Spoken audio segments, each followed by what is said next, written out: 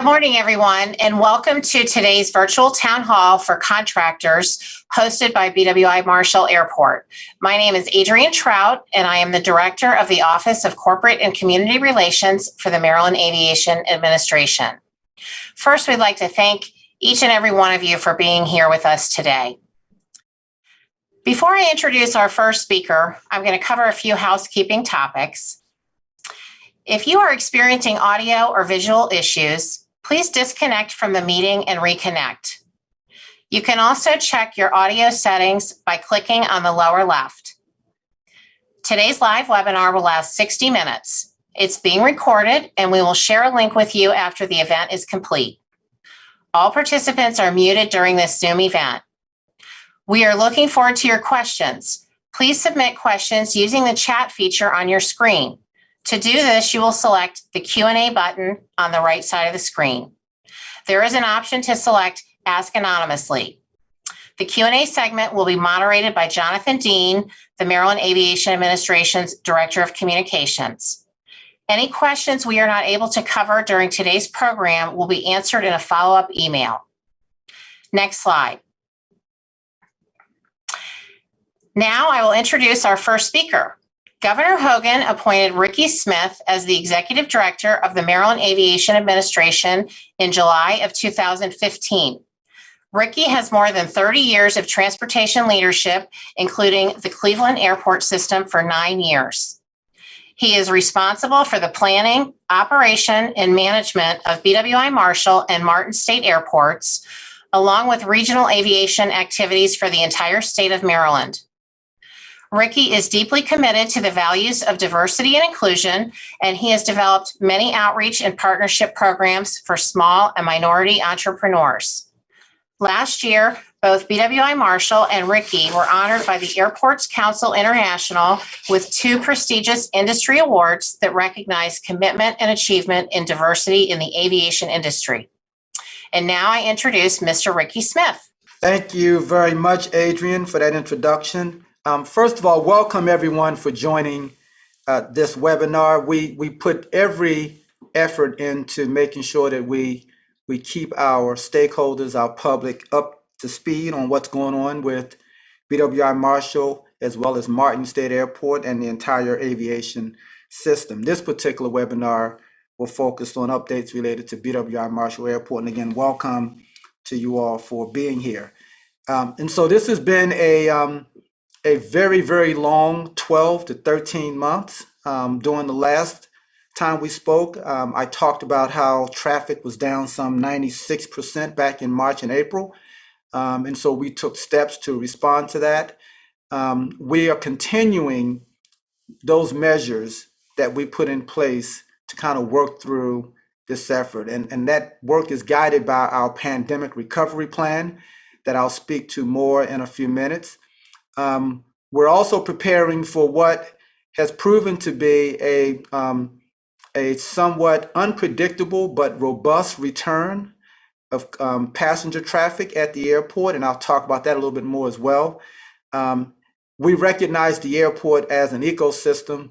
It's important that all of our airport partners are as healthy as possible coming out of this pandemic. Otherwise, the airport cannot provide the services that our customers rely on. And so to that end, we took some industry-leading steps to try and support our tenant partners, and I'll talk about that as well. But that's all part of our COVID-19 update. Next slide.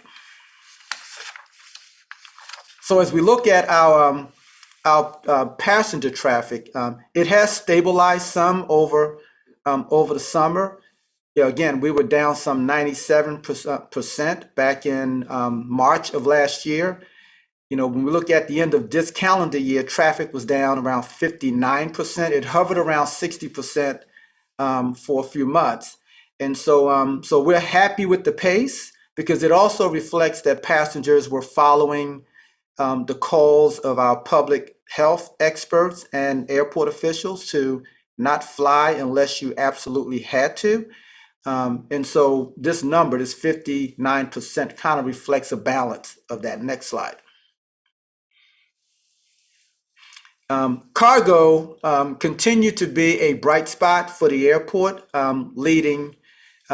led by Amazon's effort to push product to customers who were dependent on a variety of products. As you know, during this pandemic, most of us gained a new appreciation for ordering online. And many of those online purchases were through Amazon. And given Amazon's presence here at BWI Marshall, we benefited with enormous growth in their plans. And so in their operations, which resulted in about a 19% growth in 2020, which is a record for this airport for cargo. Next slide. We get daily information from TSA on passengers coming through the airport. The data that we do get from TSA only counts those passengers that are originating their flights, those passengers that are going through the checkpoint, but it gives us a good feel for how traffic is moving through the airport. And so through March, for example, we see the traffic is down around 54%. Versus the same time 2019. And so again, it's a good sign. It shows that traffic is steadily returning, at least originating traffic is steadily returning. Next slide. This based on the same statistics that we get from TSA. Through mid-May, this slide shows how we compare to the other two airports in the region, Reagan National and Dulles. And as you can see, we're performing better than those other two airports. And that has a lot to do with the characteristics of the passengers that are returning or that have returned over the last few months. Have been largely leisure travelers. And we've proven over the years to be a much more attractive airport in general, but specifically a more attractive airport to leisure travelers, given the amount of low fare seats that we have, the ease of use of the airport, and just the general cost of using the airport through our parking program and our food and retail program, which includes street pricing. And so, those leisure travelers that made a decision to fly during the pandemic chose BWI, and they're choosing BWI at a progressive rate compared to the other airports. Next slide. This is just another slide to give you a comparison through December, how we stacked up against the other two airports. As you can see, 45% of all the traffic in this region is a pretty substantial margin. At one point, we had over 50% of the traffic, which meant we had more traffic than the other two airports combined, which is unheard of. 45% is still unheard of. We expect that this margin will close some as traffic normalize. But as I stated earlier, because of our command on leisure traveler, we think that we're going to continue to show very strong market share compared to the other two airports. Next slide. This slide speaks to capacity. The earlier slide spoke to actual passengers.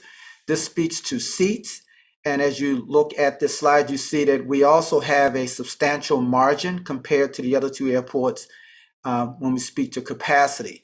Capacity is an indication of what traffic levels are going to be following capacity. And so this suggests that we're in a pretty strong position going forward compared to the other airports. Next slide.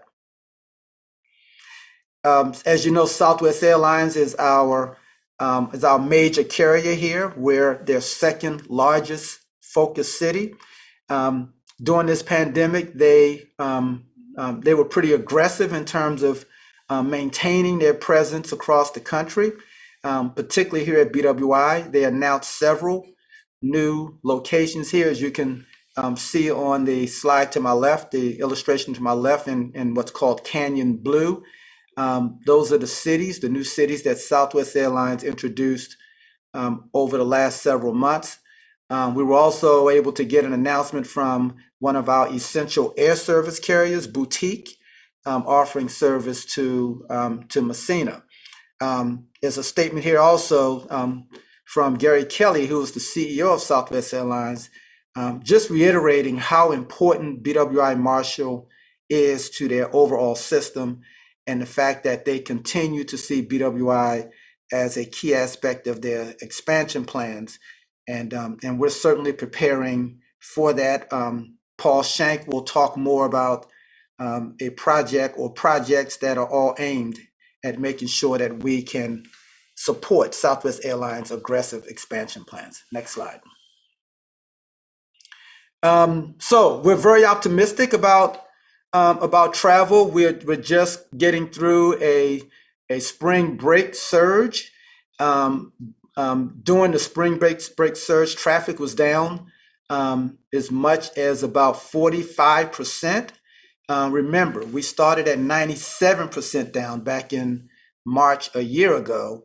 And so we feel very good for a host of reasons. One, the distribution of the vaccine has accelerated. I think this country is vaccinating some 3+ million people per day, which is a substantial rate. And so that's causing some optimism. We're also seeing states across the country beginning to reopen their economies and their leisure facilities so that people can travel. And so that too is encouraging. It's just a sign that we're hopefully closer to the end of this pandemic than the beginning. And we think that will result in air traffic finding some new normalcy. We just experienced the busiest day of the year just last Friday. Again, just one more sign that things are looking up. And so I'm very optimistic that certainly this time next year, we'll be talking about the pandemic as a thing of the past, and we'll be finding ourselves closer to where we were during pre-pandemic times. Next slide.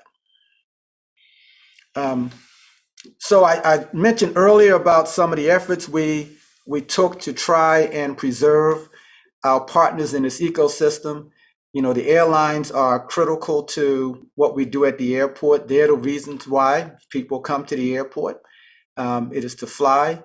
And so during the pandemic, when we lost 96, 97% of our traffic, we just simply could not expect the airlines to continue to pay us the rents and charges that they would pay under normal conditions. However, there are federal restrictions on the kind of relief we could provide them. And so the most that we could do was defer portions of their rent. We could not abate it. And so we did just that. We deferred their rent until January, and then we were able to spread that deferral over the balance of this year, over the 12 months of this year, which was very welcome by the airlines because it allowed them to get through that pinch period with the reduced operating costs. We also took some pretty aggressive efforts to preserve many of our other operators. Our parking program, for example, is normally a concessions model, which means they collect revenues and then they pay us the revenues once they deduct their expenses. Well, again, you lose 90+% of your traffic. That model doesn't work anymore.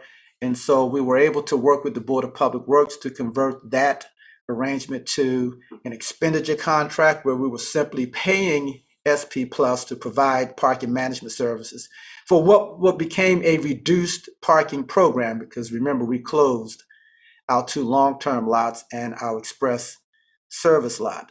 Rental cars, we provided MAG relief to them, as well as similar relief services to other operators.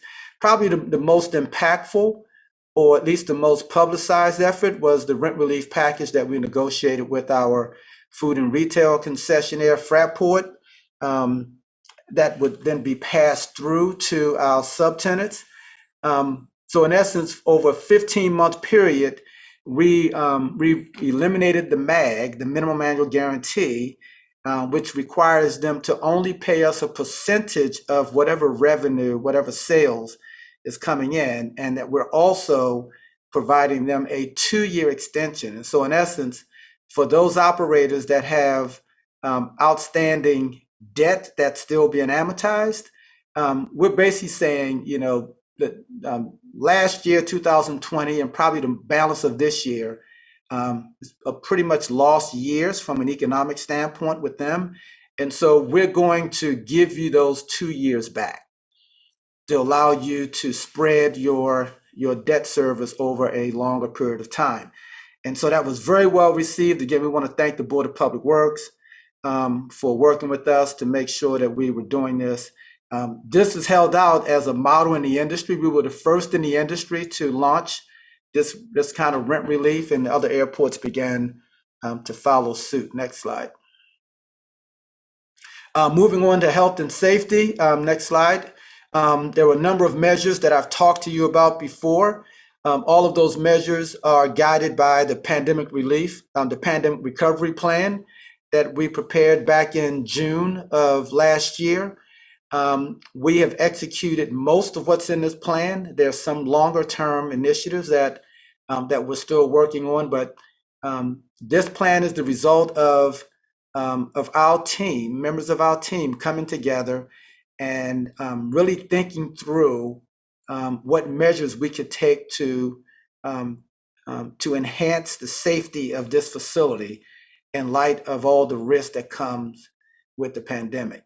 It is a comprehensive plan, next slide, again, that provides us the guidance that we need. And so for starters, we wanted to make sure that we were covering the full scope of the passenger's experience. And so this plan has measures in place that will assist in a safe experience for our passengers from the time you approach the airport to the time you board the aircraft.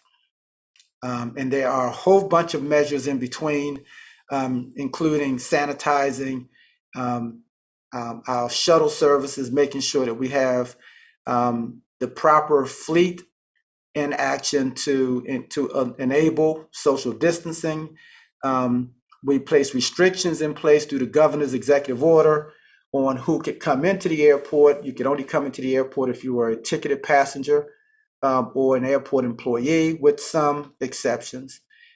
We put a whole bunch of measures in place to protect those courageous employees that continue to work in the airport through face shields and mask requirements and social distancing markers, which were all very successful. And I talked earlier about the relief that we did for our concessionaires, but we also made sure that our concessionaires were operating in a safe environment. Some of that had to do with the restrictions that were placed on the capacity of customers they could serve. And so all of that went a long way in helping us execute this runway to recovery plan. Next slide. Probably the most important thing we did was to build on what was already a very aggressive cleaning program. We've always had a very aggressive cleaning program at the airport, but we recognizing that there are thousands of touch points throughout the airport facilities that could enable the transfer of this virus.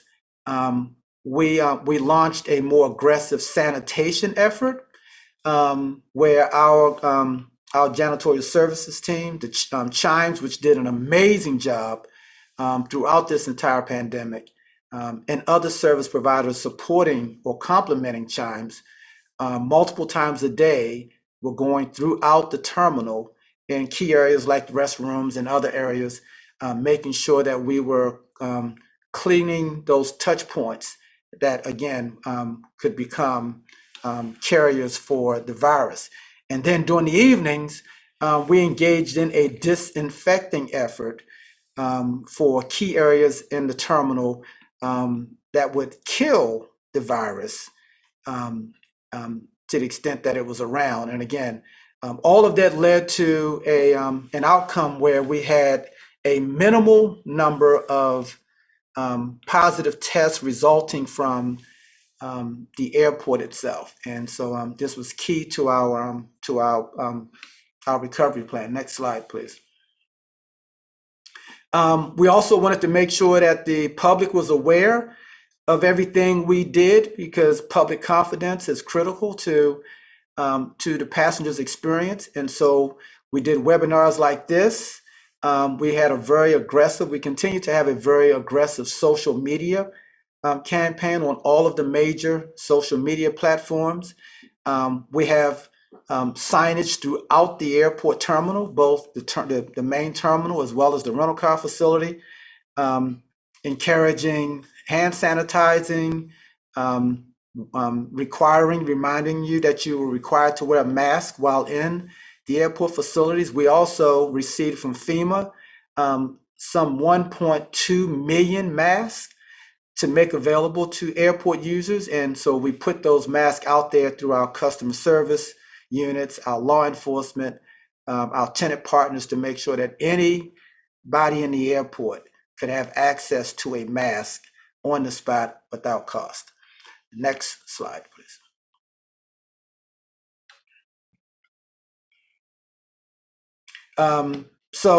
Again, we made face masks available to everyone, hand sanitizer we made available to everyone, and we put those barriers up in key places, just again to protect our airport employees from the traveling public, and vice versa. We also wanted to, again, make sure that our traveling public was safe as well. We used our PA system to put reminders out to the public around those requirements and restrictions that were in place. Just generally reminding passengers that we want you to travel safely, and we gave them pointers on how they could go about doing it. And I talked earlier about the work we did with our shuttle bus service through the way of sanitizing and disinfecting and making sure that we had enough fleet active to enable proper social distancing on our shuttle system. Next slide. We're getting to a point now where people are beginning to fly, as I talked about earlier in the presentation. And so we just want to make sure that those who are choosing to fly, that they understand that it is safe to fly because of all the measures I just mentioned.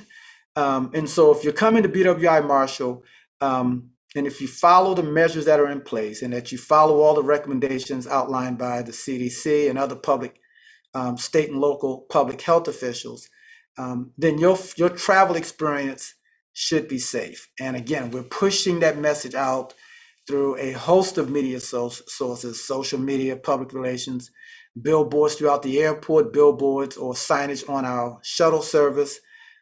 We also have through our geofencing, we're pushing messages out to those that are coming to the airport through their cell mobile devices as well.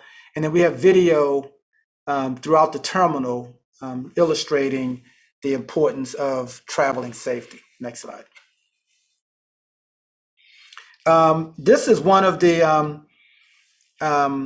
services that we were able to push out as a result of the pandemic. And so a couple years ago, we introduced at each of our checkpoints this digital system that allowed passengers to be informed on wait times at each of the security checkpoints.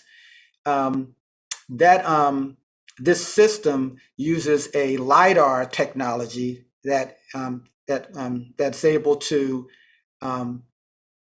count people based on body heat and a number of other factors. What we learned was that same technology could be used to monitor the spacing of passengers while they're in security checkpoint lines. And so we decided to use that technology to inform passengers and our own internal customer service professionals as to how well they're doing with social distancing. And so as you see on the display here, you see the yellow happy face tells the passengers that they're doing well. If they're not doing well, then there's another not so happy face, and it doesn't have a nice green background on the screen. That just encourages our passengers that they need to do better at social distancing. And we're also able to have our customer service team go out and help those passengers social distance. Next slide. Next slide. And so we were very fortunate to receive recognition in the industry. Adrian alluded to one recognition that we received around diversity for the airport system. This particular award we received through Airport Council International. Airport Council International, ACI, has regions around the world. We happen to be in ACI North America, but the award is issued through ACI International. And so they recognized us as the best airport in North America based on our size standards, between 25 and 40 million passengers. This is the result of passenger intercepts that they conduct throughout the year. They have members of their team go out to airports and they're doing surveys and they're talking to passengers and getting direct feedback. It's not coming through us. And so based on our customers, they felt that we were the best airport, that we are the best airport in North America. And so we are very excited about this recognition. Obviously, MAA is excited, but we also recognize that most of the services that are provided at BWI Marshall and most of the services that are evaluated through this service are services that are provided by our airport partners. And we work very closely with them to help them understand how we are performing with these airport service qualities. And so we're just so proud that the entire airport community stepped up to help position us for this award. And so, again, we're very proud of it. Many of you who are on this call as contractors also contributed to the airport being positioned to receive this award. And so I also want to congratulate each and every one of you in addition to our airport family. So with that being said, that closes my presentation. I think moderator, Adrian, I think I'll take Jonathan, I'm sorry, I'll take a couple questions. Thank you very much, Ricky. That was a comprehensive look at the airport's response to the pandemic over the past year, as well as a more recent look at our recovery in recent weeks and months. So that was an excellent presentation. If there are questions out there, I certainly encourage you viewers to pop your questions into the chat, the Q&A chat there. We do have a couple, Ricky, that I'll run through already.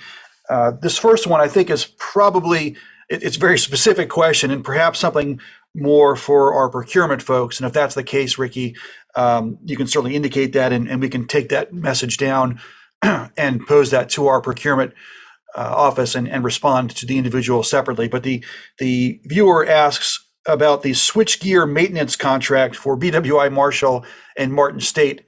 He or she is asking when that particular bid document may come out. That's a question above my pay grade.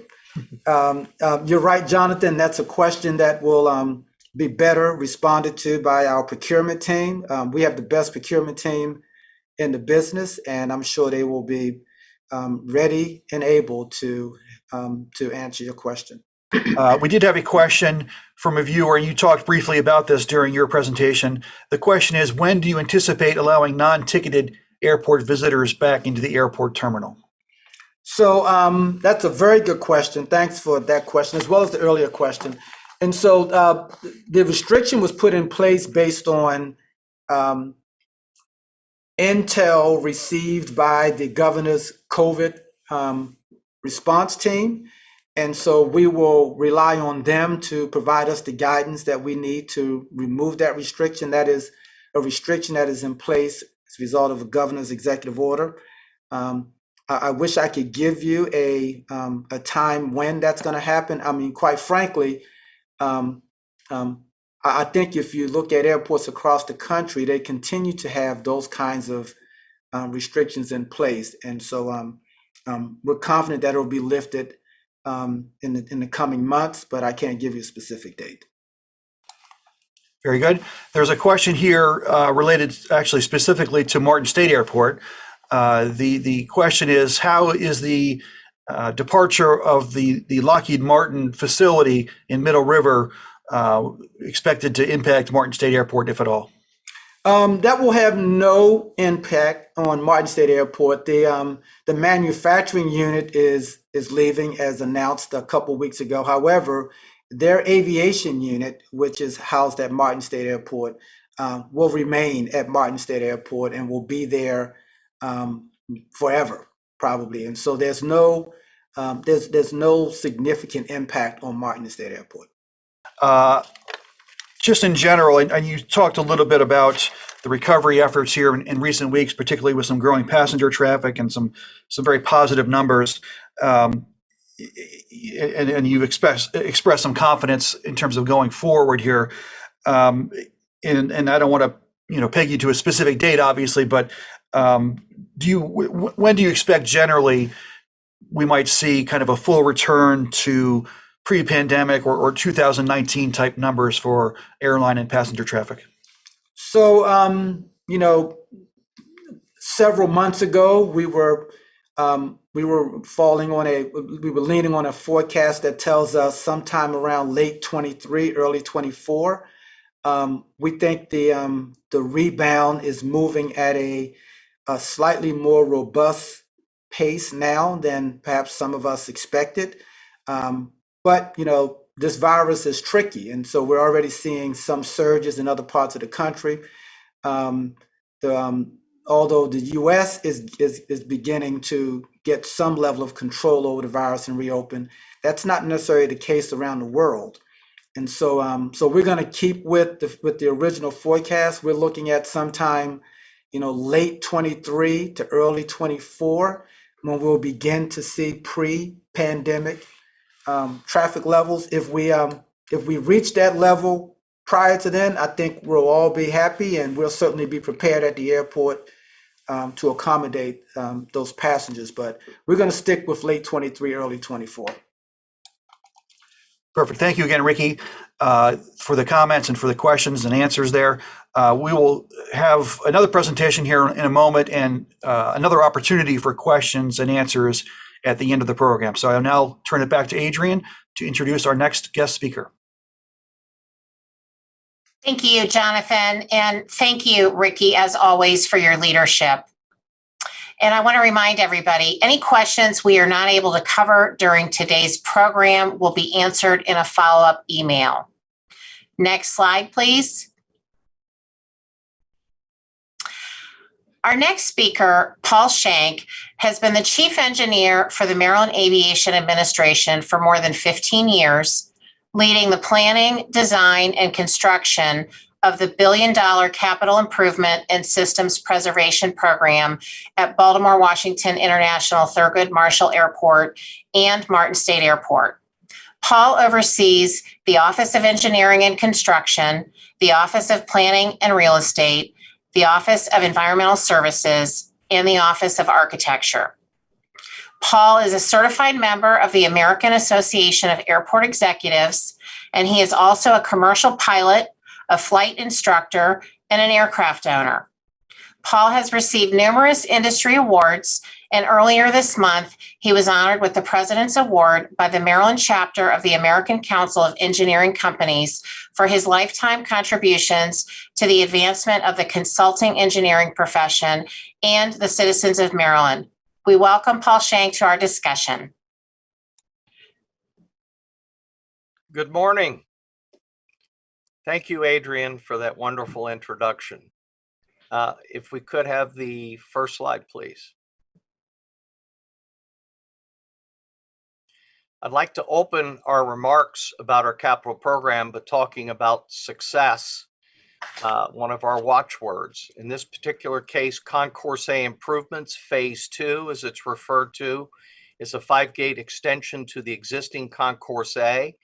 And just to attribute to the planners, when this project was envisioned over 20 years ago, they saw that they would have to have provisions for a future expansion to accommodate growth and success of our chief tenants, Southwest Airlines, operating on concourses A and B. And in this particular case, you see in the picture there the 5 gates that have been constructed. Next slide, please. Just to give you a feel for the project, these are all airside apron level shots taken of the extension. And so you see the new ramps, the building itself, the terminal facilities, and then we have some other wonderful pictures I'll show you next, please. Thank you. It's all about the architecture. Our CEO in one of our management meetings announced that I was now in charge of ambiance. I had to lean over to the COO and ask him how to spell ambiance, and we're enjoying reintroducing considerable consideration for architectural experience, passenger experience. So we've upped our game considerably, as you see here in these photographs of the interior of the 5-gate extension. You see the concessions development in the upper left. You see our restroom facilities that have been put in the upper right. And I might note that these are the new pilot restrooms that I'll be talking about for the airport terminal wide restroom program that's about to start. Lower left, you see the staging of seating in the waiting rooms. In the center, you see the access flow path to the Concourse A extension. And then lower right, you see another perspective of the hold rooms as we put in the passenger seating. We are right now doing the airline final fit up. Everything else is in place, and these will become a fully functioning concourse in a month or so. Next slide, please. An important project, Concourse A 5-gate extension, is that it then allows us to move aircraft off of existing gates and allows us to reconstruct Taxiway Tango. Taxiway Tango, or T, is probably our most heavily used taxiway at the airport. And so it was in need of reconstruction, not just rehabilitation, but outright reconstruction. We're replacing the bituminous concrete pavement system with a concrete pavement system. The project was awarded last year, but the actual construction notice to proceed was just this past month. This is a nearly 200-day project, and in the lower right, you see just the ballet of phasing gate closures to accommodate the construction. It is quite an art as well as a science in how that's accomplished. Next slide, please. If I could, I'm going to touch on our upcoming capital projects. Next slide. So a major one is our CEO, Mr. Smith, mentioned in his presentation are the provisions we're making for Southwest Airlines. In this particular case, we are queuing up an airline maintenance facility and a feed taxiway Foxtrot improvement program. You see the classification of the project, classification J, $50 to $75 million in value, and that is for the site preparation work, which is depicted in the lower right. You see that we are building, as I said, a connector taxiway to an apron where they can queue the aircraft that are scheduled for maintenance. In the light blue, you see the hangar facility, and I might note that that's phase 1 of the hangar facility. The site is sized and laid out to accommodate an expansion of that hangar facility. And then behind that, of course, is the landside parking. So it gives you a pretty good view. And we got some other shots. Go ahead with the next slide, please. There's kind of a graphic view of how it looks. You see the relocated taxiway Foxtrot. The existing taxiway Foxtrot that's on the left side of the picture does not meet today's standards as established by the FAA for separation from the runway. So we will begin as part of this project relocating Taxiway Foxtrot in multiple phases, multiple stages, so that at the end of the day, we'll have a fully parallel taxiway system. And in this particular case, the first phase will provide access to the Southwest Maintenance Facility. Next slide, please. Just a view of what it will look like when it's completed, the entire program. And that's the arrivals in of runway 10 that you're looking at. And then on the left of the picture, you see the maintenance facility. And then obviously in the background, you see the BWI Marshall terminal facilities and landside facilities. Next slide, please. I mentioned the Concourse A 5-gate expansion and the pilot restroom. We used that project to identify the program that we wanted to do terminal-wide. That project is currently in procurement. You see that it's project classification between $50 and $75 million. We see it as an 800-day calendar day project. This will include, as you can see in the picture, you see the terminal layout in the center picture showing terminal concourses A, B, C, DX, DY, and then International Concourse E. And then the blue rectangles are the sets of restrooms that will be constructed as part of this program. Pretty significant. Bids were received in January. They're currently being evaluated. We look forward to this project getting underway. And I might note on the far right, you see the renderings of the men's and ladies' rooms, women's restrooms in this vision project. Next slide. Another very important project to the future growth of our airport is the relocation of our existing airfield lighting vault. The building package is the first piece. It's interesting that you see in the picture, value is between $15 and $30 million, classification H. That will be advertised next month. We see this as a multi-year project. And in the lower picture, you'll see on the left is the existing lighting vault, interestingly, which I built back in 1984. So it served our airport well. And I'm pleased to report you see on the right where we're going to locate the new lighting vault. And by us upgrading the vault to the new standards code, we will also then free up that portion of space at the existing location to greatly improve our taxiway system, because we have a parallel taxiway system that provides ingress, egress to and from the terminal areas by the air carrier aircraft operating. Next slide, please. Another very important project that we're doing in partnership with the Federal Aviation Administration is a remote transmitter receiver project. You see in the lower picture the antenna array. It may look like nothing but just some towers and antennas stuck on it, but that is a very important communication system that's used to not only control aircraft at the airport, but also transiting the area. Very, very important to the FAA. The project is between $5 and $10 million. Bids have been received on that project.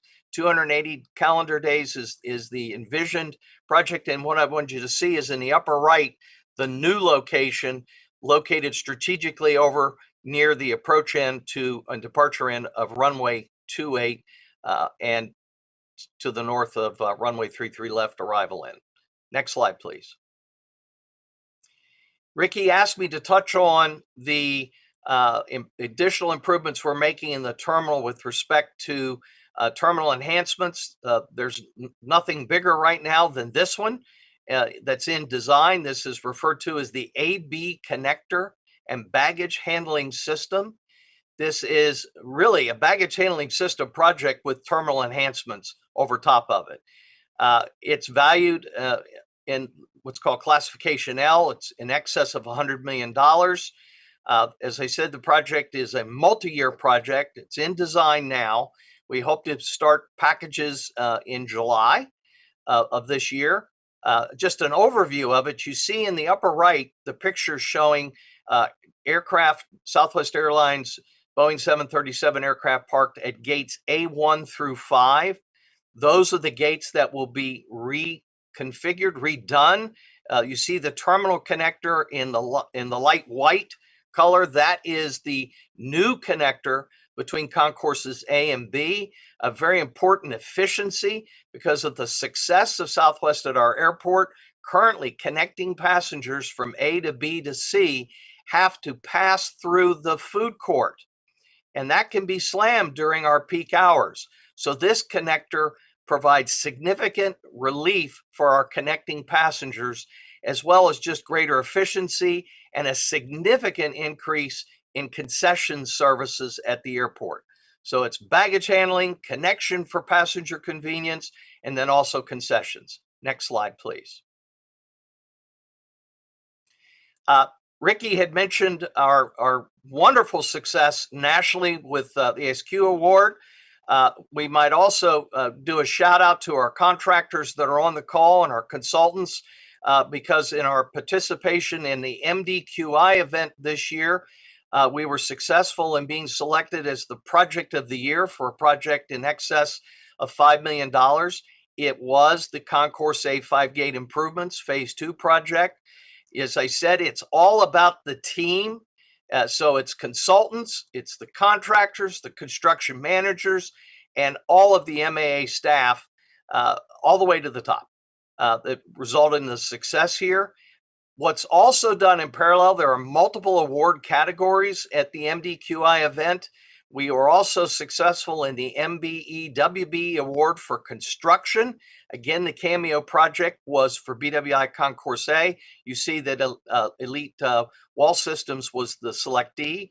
You also see for the design side on MBEWB Awards, again, Concourse A Improvements, and that award went to Airport Design Consultants, Inc., Ellicott City, one of our wonderful consultants working with us. And then lastly, you see Subcontractor Award for Engineering for the Concourse A Improvements. And it's interesting I say engineering because it's also architecture with the Assured Partnership. Next slide, please. Another project that I like to touch on in terms of award winning was the Modal Award for project under $5 million in value. We were the selectee. This was for the Matheson Way Pavement Rehabilitation Project. Essentially, that is the access road to the new, approaching 250,000 square feet air cargo facility installed for Amazon. And what a wonderful project. That access provides a roadway for thousands of jobs. Congratulations. I'd like to, if I could, touch on NextGen implementation and how MAA has responded to it. Next slide, please. So what is NextGen? It's part of what's referred to as the DC Metroplex. And I want to give you a little background on this. So the FAA completed at BWI Marshall the installation of the DC Metroplex in March of 2015. And then they made some tweaking to it through February of 2016. The big change is the movement away from ground-based navigation to satellite-based navigation for aircraft.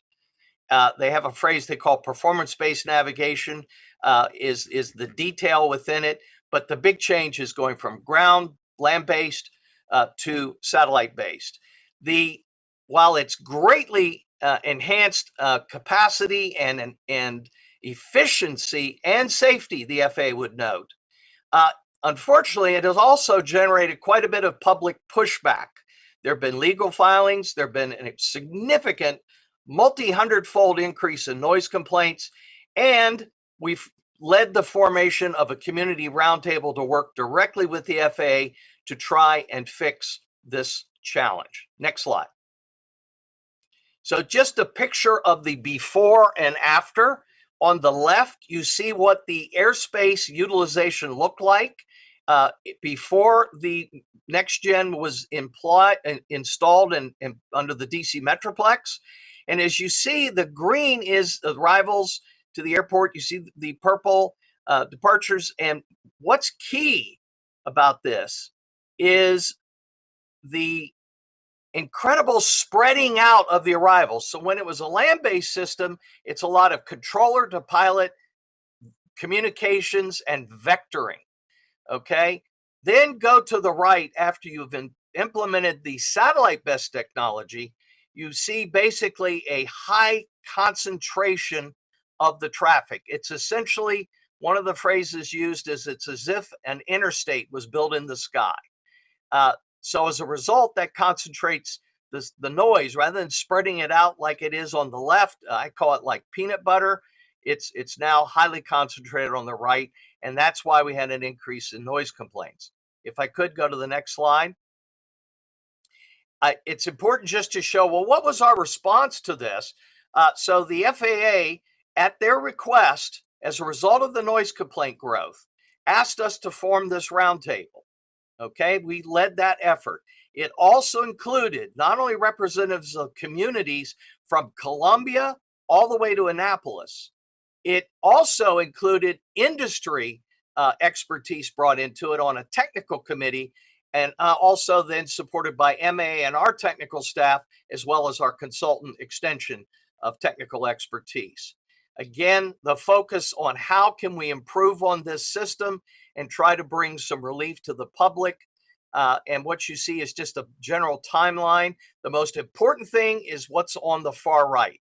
So in early 2021, this year, the FAA, in response to our proposals generated by the MAA, industry, and the Roundtable's technical committee, which was fully supported by the Roundtable, we are reconvening an FAA working group to go through our proposals and see if we can't solve some of these impacts. Lastly, the FAA have learned that they need to have a far greater public interchange, and so they will do an environmental review of any proposed changes that result from this exercise. Next slide, please.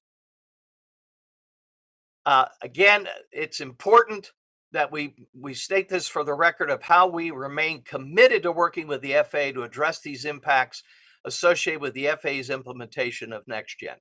It's our problem, not just their problem. Next slide, please. If I could, since we're talking about noise, I wanted to talk about the airport noise zone update, if you could. Next slide. So just a reminder, the airport noise zone is required under state law. This is a noise zone and noise abatement plan by state law that dates back to 1974, and we must update it every 5 years to be in compliance with law. The law, and so let me drill into this just a little bit. Next slide, please.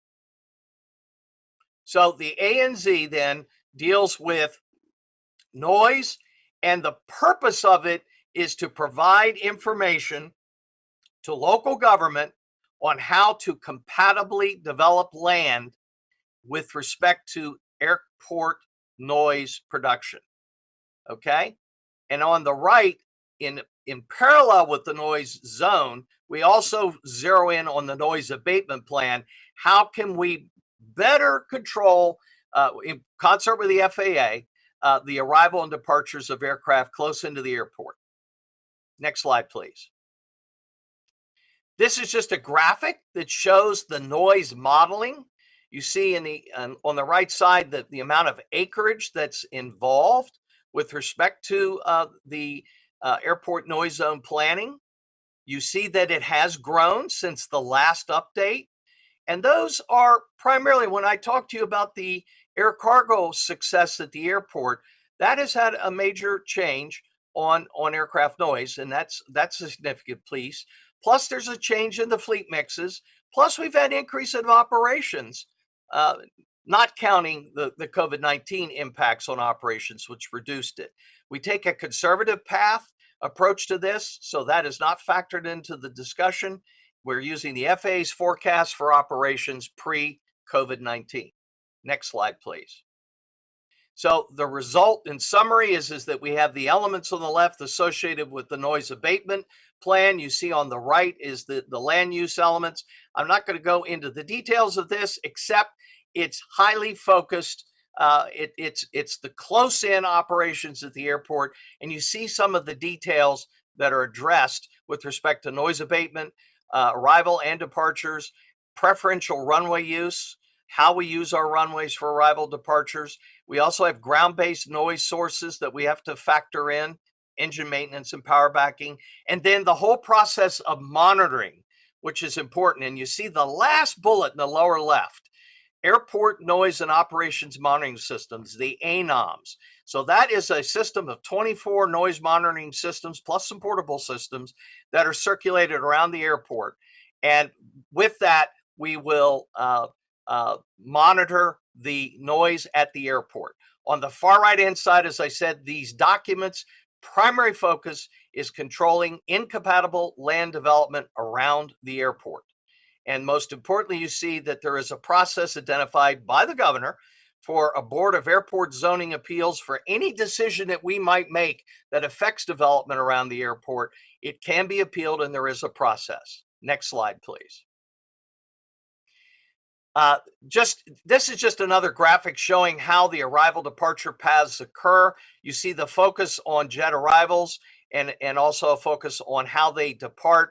You see the rings of influence. These are the kind of graphics that were put out in the public domain to allow public to review in order to comment on these important documents. Next slide, please. Lastly, as a result of an ongoing partnership with our communities, we have what we refer to as the 14 CFR Part 150 and Residential Sound Insulation Program. Go to the next slide. So what we do at the federal level, so I talked about the state level, the federal level also has a program, and that one you need to complete in order to be eligible for federal funding of any noise mitigation that you may implement. So again, it's a 5-year forecasting, okay? It determines the eligibility for the noise mitigation. And what's, I guess, key is that also is that monitoring and of noise around the airport and its impacts on land use so that we can maintain a positive relationship with the community. These are done, as I said, every 5 years and tend to historically run concurrently. Because of COVID-19, the Part 150 update is on hold until we've achieved some, I'll call it back to normal operations, plus given the FAA a chance to complete its new airspace arrival departure procedures. Next slide, please. I mentioned that this is about the homeowners around the airport. So a significant piece, and I might add that the MAA led the nation in mitigating noise on our residential properties, communities around our airport, dating back to the 70s, predating the FAA's Part 150 program. And so we have done over 750 homes in 4 schools to date. In our last 40 years, that's $50 million in today's dollars. We've purchased over 250 parcels, relocated mobile homes, and then under the current program that we're currently proceeding with, the piece that we are moving forward with, we will insulate another 136 eligible single-family homes and 344 multifamily units, and we're estimating that value at over $30 million. Next slide, please. At this point in the presentation, be happy to take any questions that you might have before the test. Thanks, Paul. That was an excellent presentation, really a comprehensive look at current and forthcoming projects here at BWI Marshall Airport. We do have a couple of questions. I know we're about at the end of our time here, but we do have, I think, 2 questions, both which I think are pretty quick. And this first one may actually be more of a procurement question or issue. So if you can't answer this, that's fine. We'll certainly share this with our procurement colleagues. The question is, do we have a time frame for the rebid of the DXDY HVAC upgrades project? Any thoughts on that? Yes, and thank you for asking the question. The good news is that we're moving forward on the project, and it is working its way through procurement. That's the perfect place to go. They're the ones who control the calendar, but we have support from the management to move forward with the project. And so it is working its way through procurement again, and we'll be back on the street. Excellent. Thanks for that answer. And this other question, again, I think a very quick one. It's a question related to the AB connector and baggage handling system program. The question is, who led the design effort for that project? Well, it's all about the team. So the original project definition document was prepared by AECOM and their consulting team, sub-consulting team. The selectee for the design of AB was Jacobs and their team. And they are currently working on the design. Because of COVID-19, we did go back and do a rather draconian value engineering review of the program, and we have significantly reduced the cost of the project without impacting the capacity improvements that we need to achieve. And so we are proceeding with that new design. And as I said earlier in my presentation, I hope to have packages on the street with funding in place the end of July. So probably August, you'll be seeing awards. Excellent for that. Thank you, Paul. Thank you to both Paul and Ricky. I'll turn it over to Adrian to close the program. Thank you, Jonathan, for managing the Q&A portion of our program today. And thank you again to Ricky Smith and Paul Shank for the useful information you shared today about the airport's recovery plan and current operations. We've got a great team at the MAA, and that includes the production team who worked on today's program. Thank you to the MAA Division of Airport Technology, the Office of Marketing, and our production firm, Bon Maison. I want to remind everybody that if you submitted a question that was not answered during our program, it will be answered in our follow-up email. The email will also include a link with a recording of today's event. We welcome you to revisit the content and share it with your colleagues. BWI Marshall is active on social media, and we invite you to follow us on Twitter, Instagram, and Facebook. In closing, on behalf of the Maryland Aviation Administration, we want to thank all of you in our community of contractors for attending today. This concludes our program. Until next time, be safe and stay well.